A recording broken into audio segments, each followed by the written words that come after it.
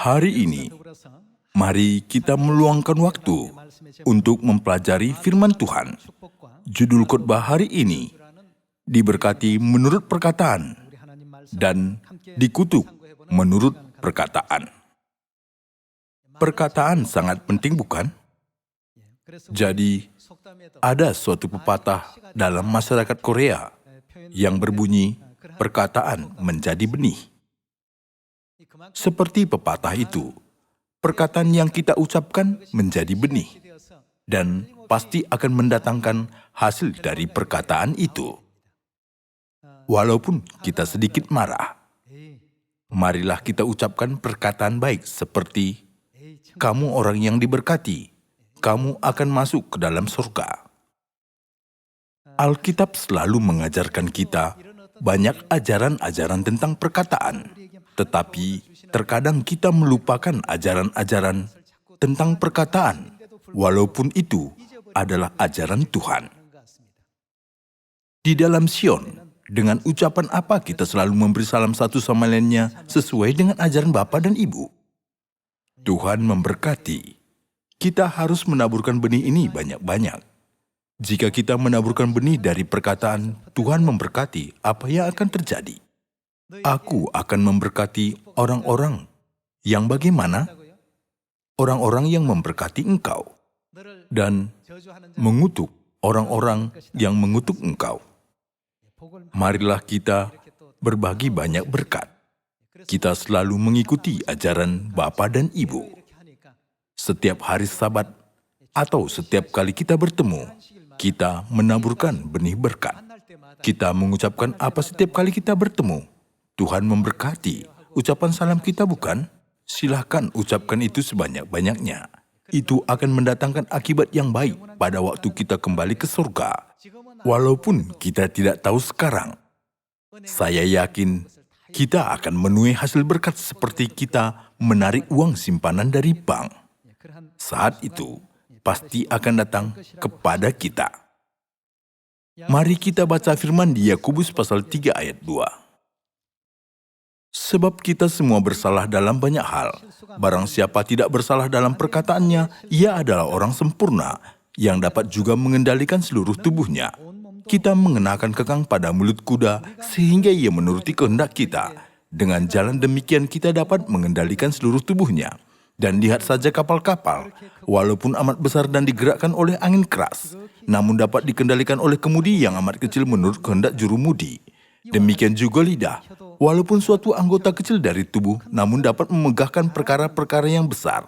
Lihatlah, betapapun kecilnya api, ia dapat membakar hutan yang besar. Lidah pun adalah api.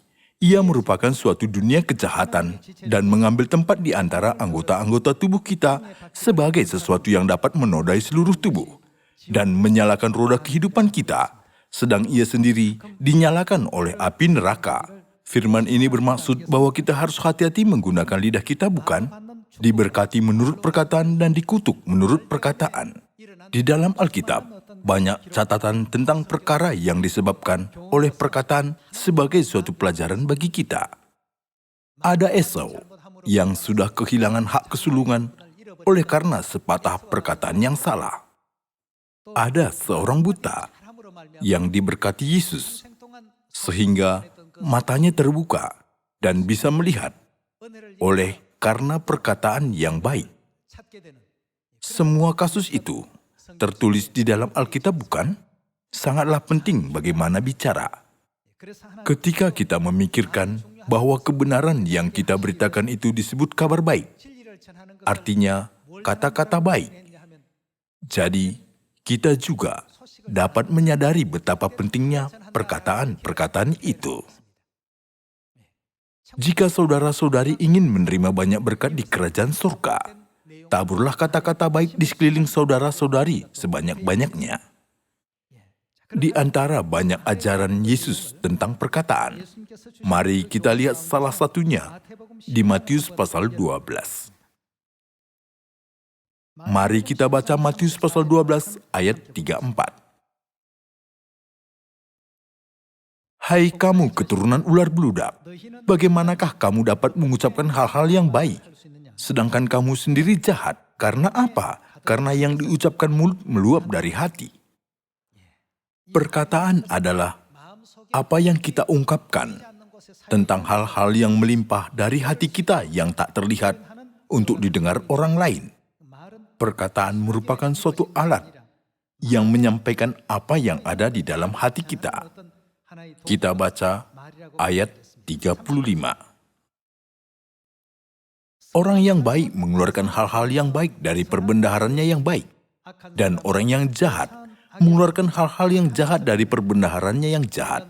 Tetapi aku berkata kepadamu, setiap kata sia-sia yang diucapkan orang harus dipertanggungjawabkannya pada hari penghakiman.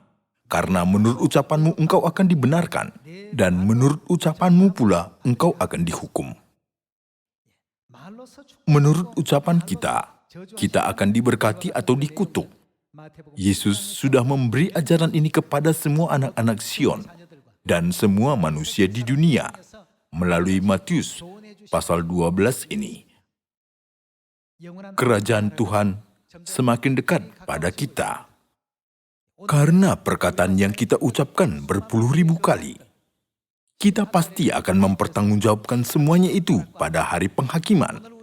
Jadi kita perlu memeriksa apakah kata-kata yang kita ucapkan hari ini layak mendapatkan berkat ataukah kutukan dan hukuman. Saya berharap kita semua menaburkan perkataan-perkataan yang mulia, indah, baik, dan dapat memberi karunia sejak hari ini, saat ini. Kita akan menuai apa yang kita taburkan, bukan? Mari kita pastikan, apakah kita benar-benar menuai melalui apa yang kita taburkan. Mari kita baca Matius pasal 9 ayat 27.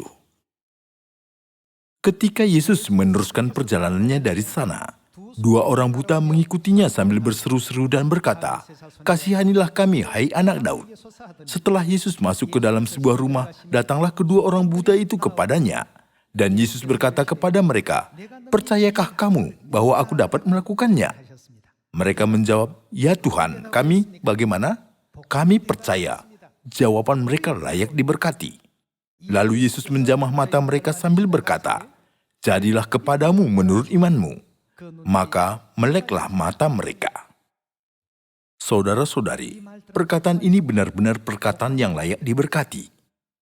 Aku percaya kepada Tuhan. Engkau sungguh-sungguh Tuhan atas jiwa kami, meskipun engkau datang di bumi ini sebagai manusia, kata orang buta itu. Karena mereka menjawab tentang pertanyaan Yesus dengan iman seperti itu, Yesus berkata, "Jadilah kepadamu menurut imanmu," dan menghilangkan kegelapan yang menutup mata mereka, sehingga dua orang buta ini dapat melihat. Sekarang kita tidak berfokus pada keajaiban yang dibuat Yesus pada waktu kedatangannya pertama kali, tetapi kita fokus pada akibat yang sangat mulia yang sudah datang menurut perkataan yang baik.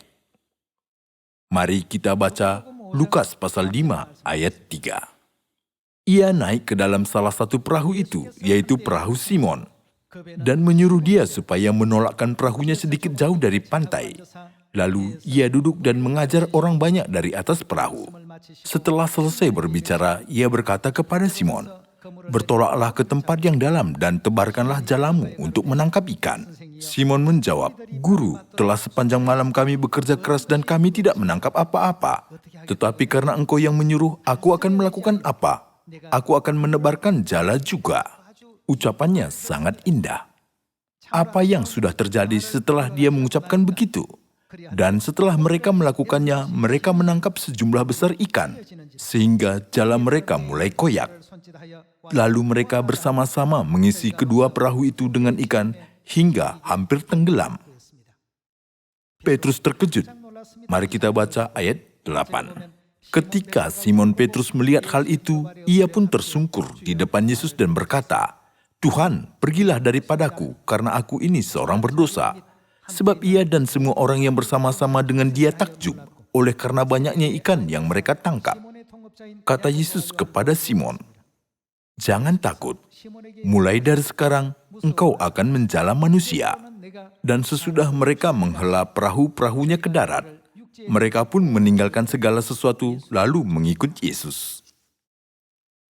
Kisah yang tertulis di dalam Lukas pasal 5. Petrus sudah capek karena berusaha menangkap ikan sepanjang malam. Kalau Petrus berkata kepada Yesus, saya sudah berbuat begitu juga, dan sekarang saya capek sekali.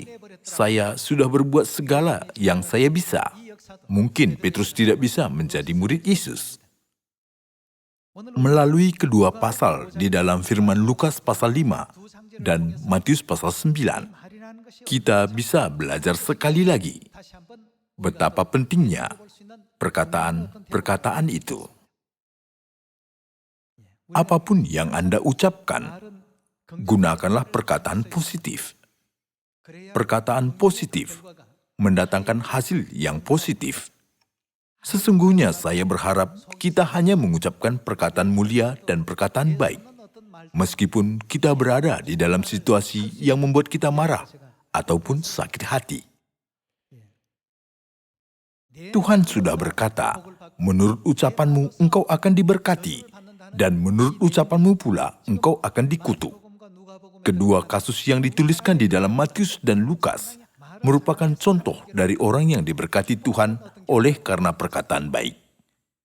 Gereja adalah sebuah organisasi yang didirikan oleh Tuhan untuk keselamatan kita. Jadi tempat itu sama sekali tidak bisa menjadi tempat yang tidak memiliki kasih, yang tidak melayani atau yang tidak memiliki pengorbanan.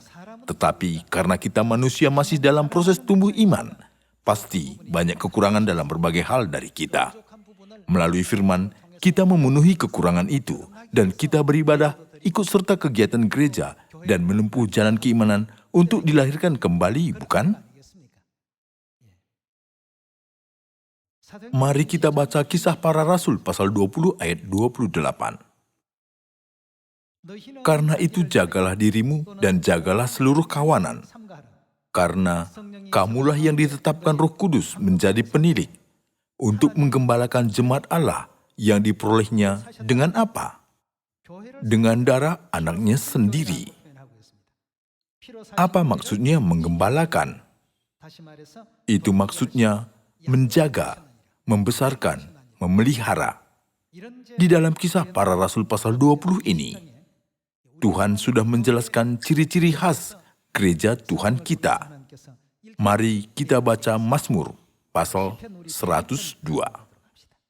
Kita perlu belajar siapakah yang mendirikan gereja ini, dan dengan apakah dia membayar untuk menyiapkan tempat ini, dan mengizinkan kita harapan akan kerajaan surga. Mari kita baca Mazmur pasal 102 ayat 17. Bila Tuhan sudah membangun apa? Membangun Sion, di mana merayakan hari raya. Sudah menampakkan diri dalam kemuliaannya. Sudah berpaling mendengarkan doa orang-orang yang bulus, dan tidak memandang hina doa mereka. Biarlah hal ini dituliskan bagi angkatan yang kemudian, dan bangsa yang diciptakan nanti akan memuji-muji Tuhan. Menurut ayat ini, siapakah yang membangun Sion? Tuhan. Menurut Kisah Para Rasul pasal 20, dengan apakah Tuhan membeli gereja ini? Dengan darahnya. Suatu tempat yang didirikan Tuhan dan dibelinya dengan darahnya yang tumpah di atas salib adalah gereja Tuhan. Jadi, marilah kita pahatkan pada batin kita bahwa kita harus memanjatkan kemuliaan, ucapan syukur, dan kehormatan kepada Tuhan karena kita berada di gereja ini. Mari kita baca Mazmur pasal 87 ayat 5. Tetapi tentang Sion dikatakan, seorang demi seorang dilahirkan di dalamnya, dan Dia yang Maha Tinggi melakukan apa? Menegakkannya. Yang Maha Tinggi, Tuhan menegakkan Sion kita, seperti yang kita ketahui. Di Sion, kita merayakan hari raya Tuhan, bukan? Mari kita pastikan itu melalui Yesaya pasal 33. Gereja kita didirikan oleh Tuhan. Jadi bagaimana jika kita menghina dan mengabaikan gereja yang didirikan Tuhan dengan perkataan? Marilah kita perhatikan diri kita sendiri tentang perkataan kita sebagai orang Kristen. Mari kita baca Yesaya pasal 33 ayat 20. Pandanglah Sion. Kota pertemuan apa? Kota pertemuan raya kita. Matamu akan melihat Yerusalem, tempat kediaman yang aman, kemah yang tidak berpindah-pindah, yang patoknya tidak dicabut untuk seterusnya, dan semua talinya tidak akan putus. Di situ, kita akan melihat betapa mulia Tuhan kita. Jadi, tidaklah tepat untuk mengatakan tentang tempat di mana Tuhan tinggal seperti gereja ini, seperti ini, dan itu. Tuhan tidak akan pernah berubah. Dia tetap sama dari dulu kala. Dia tidak menolak menumpahkan darahnya di atas salib untuk pengampunan dosa kita. Dia sudah memberikan kita karunia-Nya. Kepada orang-orang berdosa yang sudah ditakdirkan untuk masuk ke dalam kematian yang kekal, Tuhan sudah membuka jalan keselamatan sambil mengampuni dosa kita.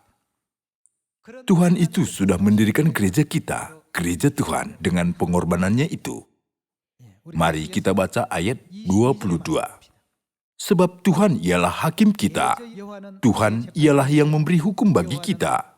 Tuhan ialah Raja kita. Dia akan melakukan apa? Dia akan menyelamatkan kita. Untuk menyelamatkan kita, Tuhan sudah mendirikan gereja ini. Untuk mengampuni dosa kita, Tuhan sudah mendirikan gereja ini. Gereja Tuhan adalah gereja yang sudah didirikan Tuhan sehingga dia harus dihina di atas salib dan menumpahkan darahnya. Kita harus berkata, gereja Tuhan yang telah didirikan Bapa dan Ibu adalah gereja yang sungguh-sungguh bagus dan penuh dengan karunia. Rahmat Tuhan untuk keselamatan yang dijanjikannya kepada kita sungguh melimpah di sini. Seperti inilah kita harus memuliakan Tuhan. Mari kita baca ayat 24. Tidak seorang pun yang tinggal di situ akan berkata, "Aku sakit," dan semua penduduknya akan diampuni kesalahannya. Gereja Tuhan sudah didirikan Tuhan untuk memberikan karunia ini kepada kita. Jika kita mengeluarkan sesuatu dari mulut kita, kita tidak bisa mengembalikan untuk selamanya. Oleh karena itu, apapun yang kita ucapkan, mari kita selalu hati-hati sebelum bicara. Kita tidak boleh berkata, sekalipun tanpa sengaja, dengan menghina tentang gereja yang didirikan oleh Tuhan untuk memberikan kita hidup yang kekal, pengampunan dosa, keselamatan, dan rahmat-Nya. Bukan hanya tentang gereja, tetapi juga tentang manusia. Kita, anak-anak Tuhan, harus mengasihani dan memaafkan satu sama lain, dan juga saling melindungi.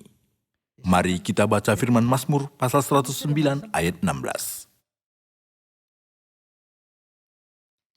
Oleh karena ia tidak ingat menunjukkan kasih, tetapi mengejar orang sengsara dan miskin, dan orang yang hancur hati sampai mereka mati.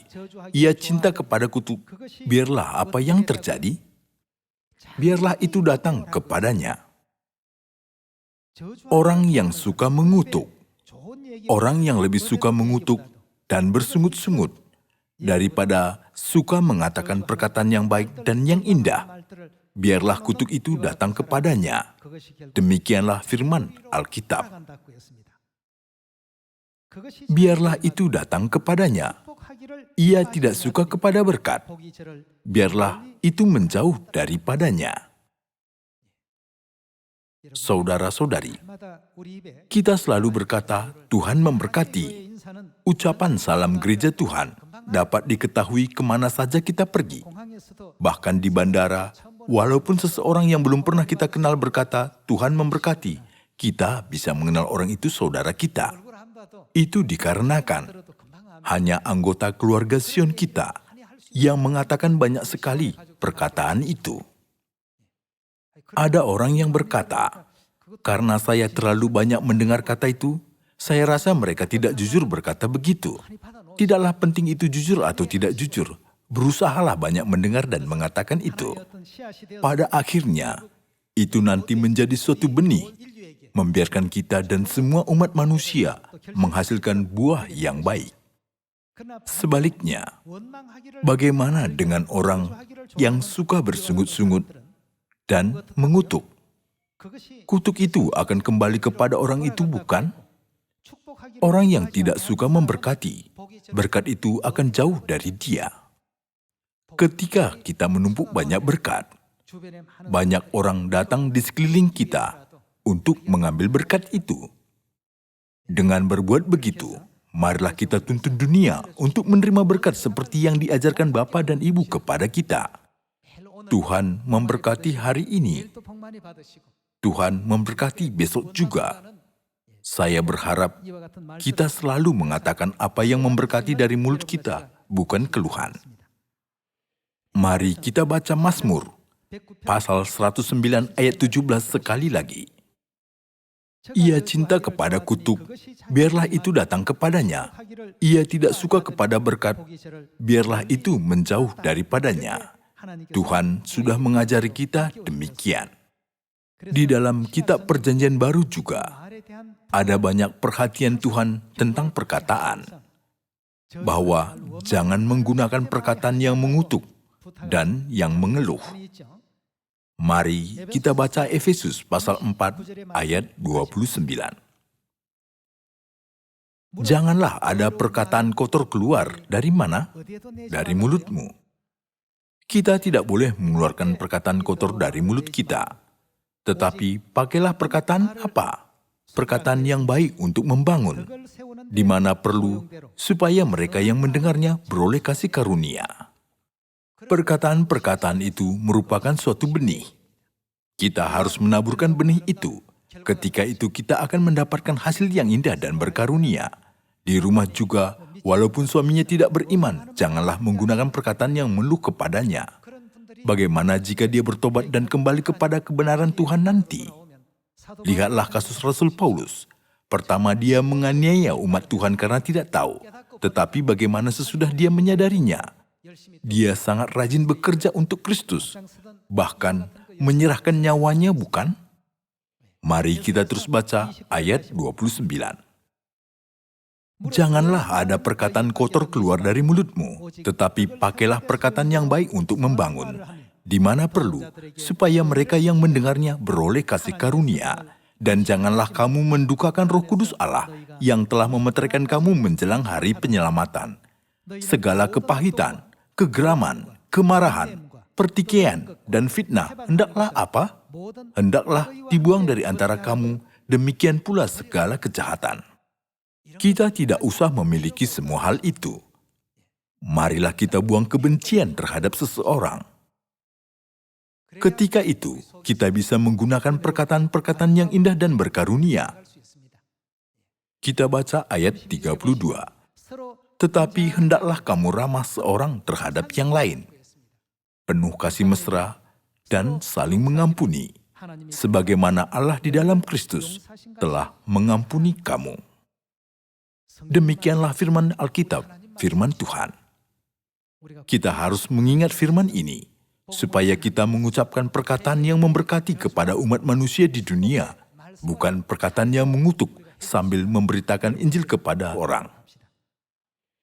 Bukan hanya itu, tetapi juga tentang gereja. Kita harus hanya berkata yang positif. Ketika saya pergi ke gereja, saya suka ini dan itu. Karena tempat ini adalah tempat yang didirikan oleh Tuhan dan diperolehnya dengan darahnya sendiri. Ketika kita berbicara tentang gereja, kita harus mengucapkan apa yang memuliakan Tuhan, bukan? Mari kita baca satu firman lagi. Mazmur pasal 22 ayat 23 kita baca. Aku akan memasyurkan namamu kepada saudara-saudaraku dan melakukan apa? Memuji-muji engkau di tengah-tengah jemaah. Mari kita memuji Tuhan sebanyak-banyaknya. Mari kita memuliakan Tuhan sebanyak-banyaknya. Kita harus mempunyai iman untuk selalu memuji dengan ucapan haleluya. Di ayat 24 ada tertulis, kamu yang takut akan Tuhan, pujilah Dia. Hai segenap anak cucu Yakub, melakukan apa? Muliakanlah Dia. Muliakanlah Tuhan. Dan gentarlah terhadap Dia, hai segenap anak cucu Israel. Sebab ia tidak memandang hina ataupun merasa jijik kesengsaraan orang yang tertindas. Dan ia tidak menyembunyikan wajahnya kepada orang itu. Dan ia mendengar ketika orang itu berteriak minta tolong kepadanya. Di sini juga tertulis bahwa umat Tuhan yang terakhir melakukan apa terhadap Tuhan menurut nubuat? Mereka memuliakan Tuhan. Dan di dalam Wahyu juga tertulis bahwa malaikat-malaikat surgawi datang di hadapan Tuhan dan memuji-mujinya setiap hari dengan ucapan apa? Haleluya, haleluya, terimalah kemuliaan. Inilah bahasa surgawi.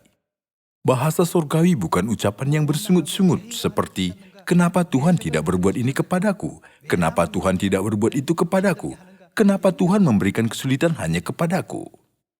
Kita semua memiliki jalan berbeda yang harus kita tempuh. Dengan melalui jalan masing-masing yang telah Tuhan berikan kepada kita, kita mengalami proses itu untuk menjadi anak-anak surgawi yang indah. Janganlah berpikir kenapa hanya aku. Tolong ubahlah pikiranmu seperti, aku perlu menempuh jalan ini karena inilah aku. Dengan pikiran itu, marilah kita ikuti Tuhan menggapai kerajaan surga. Marilah kita diberkati menurut perkataan kita di Sion, hari ini dan besok juga. Kita tidak boleh dikutuk menurut perkataan kita, bukan? Kita tidak boleh mengatakan seperti apa yang dikatakan Esau, yang tidak menyadari nilai hak kesulungan dengan berkata, jika kamu memberikan aku semangkok bubur kacang merah itu, kamu bisa ambil hak kesulunganku. Marilah kita selalu ikut kehendak Bapa dan Ibu, dan berkata sesuai dengan ajaran Bapa dan Ibu. Ya Tuhan, terimalah kemuliaan, dan marilah kita muliakan Tuhan. Dan juga dengan kesungguhan hati untuk saudara-saudari kita diberkati banyak di Sion. Mari kita ucapkan, Henjenim, Tuhan memberkati. Jaminim, Tuhan memberkati. Dan saya ingin Tuhan memberkati semua saudara-saudari Sion. Jika kita mengatakan perkataan-perkataan demikian setiap hari, perkataan itu menjadi benih dan bertumbuh. Ketika itu, Sion dan semua negara di seluruh dunia akan dipenuhi dengan berkat. Hanya oleh satu perkataan, mata orang buta terbuka. Hanya oleh satu perkataan, sangat banyak ikan ditangkap, sehingga jalannya terkoyak walaupun tak seekor ikan pun ditangkap sepanjang malam. Kalau kita memperhatikan melalui apakah pekerjaan yang begitu hebat sudah terjadi, kita bisa menemukan melalui perkataan, pekerjaan itu semuanya sudah terjadi. Saudara-saudari, ketika Anda sekalian pulang ke rumah, katakanlah kepada pasangan Anda, aku sudah terima banyak berkat dari Tuhan hari ini, jadi biarlah saya membagi berkat denganmu. Dan jika ada anak-anak, Tuhan memberkati kamu juga. Seperti ini, berilah berkat kepada orang di sekitar Anda sekalian. Dengan demikian, biarlah perkataan berkat, bukan kutukan yang keluar dari mulut kita. Saya harap kita menyampaikan berkat kepada semua orang di dunia pada tahun ini. Saya menutup khotbah diberkati menurut perkataan dan dikutuk menurut perkataan. Terima kasih.